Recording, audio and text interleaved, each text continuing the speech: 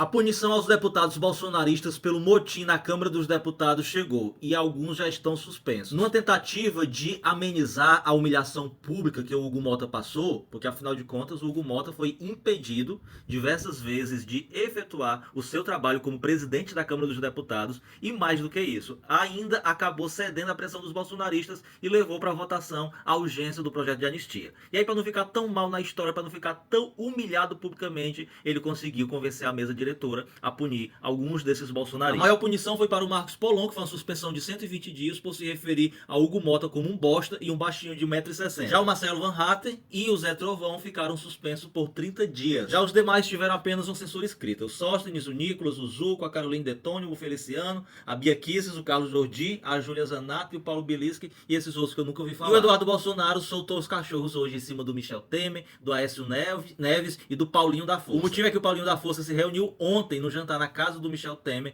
junto com a múmia do Aécio Neves, para traçar a nova estratégia para aprovar a anistia, que agora não será mais chamada de PL da anistia, mas será chamada apenas PL da diminuição das penas. Ou seja, o Paulinho já deixou bem claro que não consegue salvar o Bolsonaro, que ele vai ter que ser preso. O que eles vão tentar aprovar é diminuir a pena de todos os condenados na tentativa de golpe, que na minha opinião por si só já é um absurdo, porque quem tem que reaver, avaliar a dosimetria das penas é o Poder Judiciário e não o Poder Legislativo. O Poder Legislativo legisla, Poder Judiciário julga. Dizem também nos bastidores que o Paulinho da Força, durante esse jantar, que inclusive também contou com a participação remota do Hugo Mota, ele ligou para o ministro Alexandre de Moraes e para o Gilmar Mendes para falar com eles sobre o que eles estavam tratando. Existem também relatos de bastidores de que os ministros do STF estão apoiando essa redução das penas para os golpistas do 8 de janeiro, porque o Paulinho da Força, ele entrou com um projeto de lei para ser aprovado no Congresso, no qual daria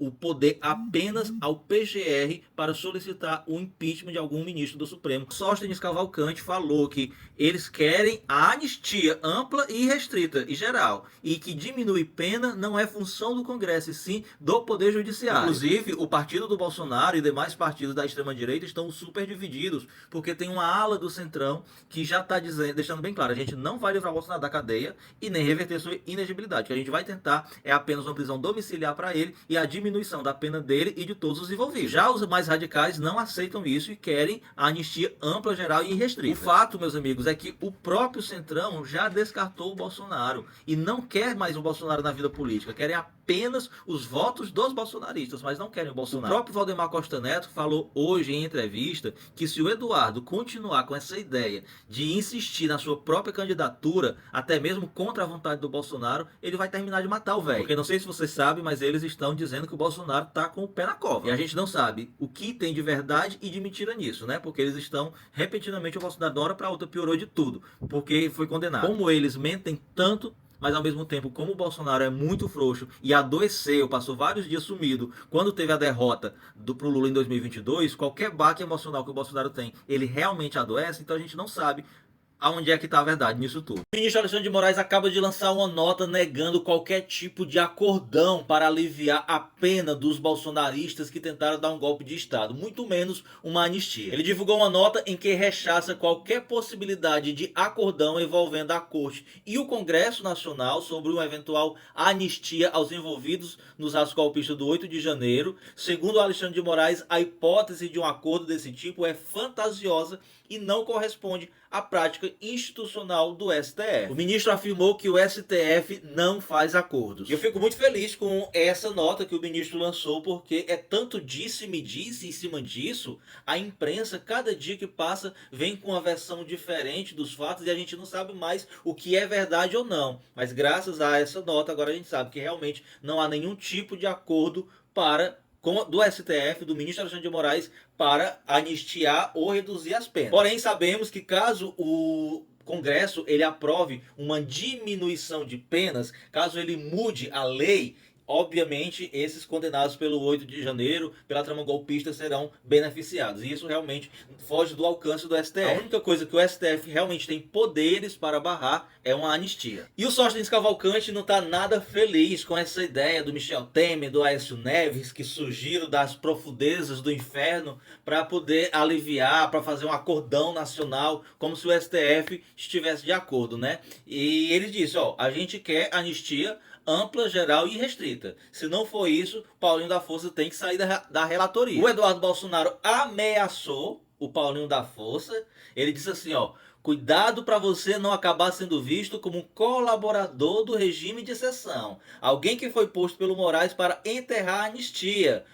Pois assim como está expresso na lei, todo colaborador de um sancionado por violações dos direitos humanos é passível das mesmas sanções. Ou seja, tá ameaçando o Paulinho da Força. E eu acho bem feito, porque esse Paulinho da Força não é flor que se cheire. E eu quero mais é que eles briguem entre si, porque quanto mais desunidos eles estiverem, mais longe de uma anistia ou de um apaziguamento das penas a gente fica. Depois do Sóstenes Cavalcante ameaçar paralisar as atividades do Senado, porque o Alcolumbre se recusa a levar para votação a anistia, dessa vez foi o Valdemar Costa Neto que ameaçou o Alcolumbre e disse: ó, Davi Alcolumbre trabalha para o Supremo, não trabalha para nós, mas vai pagar caro por isso, vai pagar caro se ele não se comportar como tem que se comportar. E você percebe o descaramento desse povo, que ele diz, ó, ele trabalha para o Supremo, não trabalha para nós. Ao invés de dizer ele não trabalha para o povo, ele diz não trabalha para nós, bolsonaristas. Olha o nível de sequestro que esse país está vivendo por conta do bolsonarismo. Enquanto isso, a aprovação da isenção do imposto de renda para quem ganha até 5 mil reais, ó, totalmente paralisada. Olha a cara de nariz empinado da Juju Todinho dizendo o que ela diz. A mulher é tão arrogante que ela foi incapaz de aceitar um acordo com o PT. O PT propôs a ela uma retratação pública nas suas redes sociais por 30 dias, negando que o PT tem oferecido dinheiro, mais de 1 milhão, para ela fazer campanha para o Lula. Ela não quis o acordo e, pasmem vocês, usou a justificativa de que ela não citou o nome de ninguém do PT para dizer que recebeu essa proposta. Diz que apenas falou de forma genérica. Ela poderia até ter falado de forma genérica se ela tivesse dito na entrevista que ela recebeu a proposta de alguém da esquerda. Mas quando ela diz que ela recebeu essa proposta do PT, ela está se referindo diretamente a uma instituição, a um partido político. E ela vai ter que provar. Mas enfim, quanto maior a sua arrogância, maior será o seu tom. Quem também vai ter que responder na justiça referente a acusações levianas e mentirosas contra o PT é o Valdemar Costa Neto. O PT está pedindo 30 mil reais de indenização porque ele simplesmente afirmou em entrevista que os golpistas do 8 de janeiro eram infiltrados do PT. A ministra Gleice Hoffmann desmentiu o presidente do União Brasil, que acusou o governo Lula de usar a Polícia Federal para tentar persegui-lo. Ele nega que tem algum tipo de envolvimento com o PCC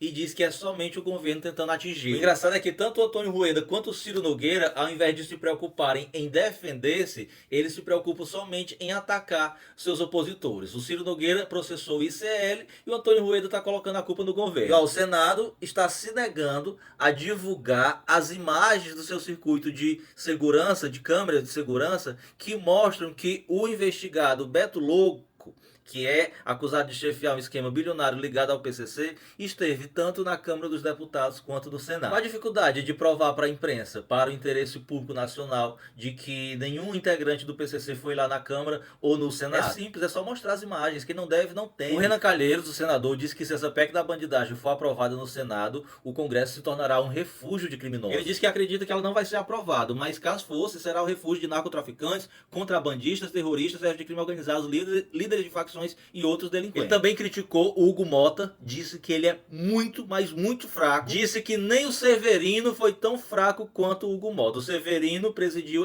por apenas 220 dias em 2005 a Câmara dos Deputados. E a CNBB, a Conferência Nacional dos Bispos do Brasil, se manifestou contra essa PEC da bandidagem. O ministro Paulo Teixeira chamou a população para tomar as ruas nesse domingo contra a anistia e a PEC da bandidagem. Ele disse que é hora de tomar as ruas, não dá para engolir essas duas propostas gravíssimas aprovadas na Câmara. Um verdadeiro ataque à democracia.